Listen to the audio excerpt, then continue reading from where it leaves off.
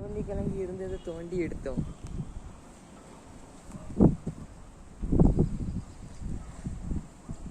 கத்திரிக்காய் டெய்லி பறிச்சு வேணா இதை. ஆமாம். மிளகாய் எவ்வளோ மிளகாய் கிடக்கு ஒரு பச்சை மிளகாய்.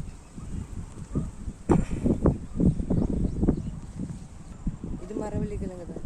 மரவள்ளி கிழங்கு எத்தனை மரம் இருக்குது? 1 2 3 4 5. இடத்துல என்ன இருக்குது? முருங்கை மரம் தான் தழுத்து வருதுண்ணே. உடஞ்சி காற்றுல உடஞ்சி விழுந்ததா இது? கத்தாழை செடி. இது ஒரு மரவள்ளி செடி. அடுத்த அப்புறம் இது என்னது? இது வந்து மருதாணி செடி. மருதாணி வேணா பறிச்சு வச்சுக்கலாம். ஓ, இங்கே ஒன்று இருக்கு பாரு, கொடுக்காப்புளி. கொடுக்காப்புளி. ஆமாம், கொடுக்காப்புளி மரம். அடுத்தாப்புல மாதுளை நிறைய பூ பூத்து இருக்கு. ஆனால் காய் மட்டும் காய்க்க மாட்டேங்குது. ஏன்னா காத்துல விழுந்துட்டே இருக்கலாம். இங்கே கூட ஒரு பூ, அங்கே ஒரு பூ இருக்கு. இங்கே ஒரு மிளகாய் பாரு. 2 செடி மிளகாய் இருக்கும். லெமன் இருக்கு. பச்சை மிளகாய் முதல்ல இப்போ எடுத்தது குண்டு மிளகாய்.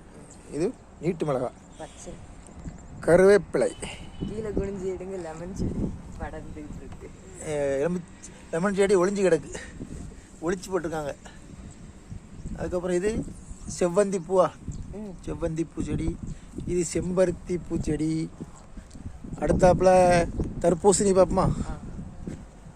செவ்வந்தி பூத்து கிடக்கு. இதில் நிறையா செவ்வந்தி நிறையா பூத்து கிடக்கு. இது என்ன செடி? பாம்பு வராமல் இருக்குதுக்கா. தர்பூசணி எவ்வளோ தண்டி இருக்கு பத்தியா? தர்பூசணி. காய்கறி வாங்க வேண்டாம், பழங்கள் வாங்க வேண்டாம், எல்லாம் வீட்டிலேயே ரெடியாக தயாராக இருக்குது. வீட்டில் விவசாயம் என்ன? இன்னும் பூ இங்கே நிறைய இருக்குது. தர்பூசணி வீடு